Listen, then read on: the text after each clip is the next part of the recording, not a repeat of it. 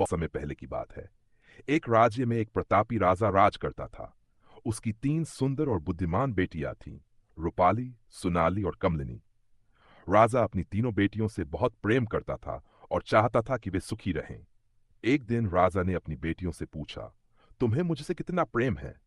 सबसे बड़ी बेटी रूपाली बोली, पिताजी, मैं आपसे सोने चांदी जितना प्रेम करती हूं। राजा खुश हुआ।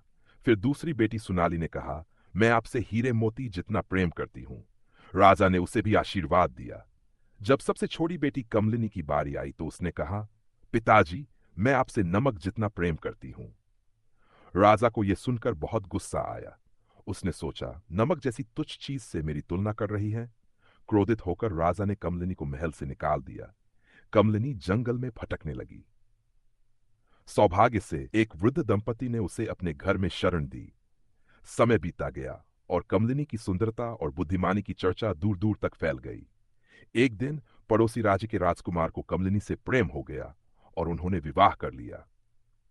कुछ समय बाद राजा बीमार पड़ा और उसे कुछ भी खाने में स्वाद नहीं आ रहा था।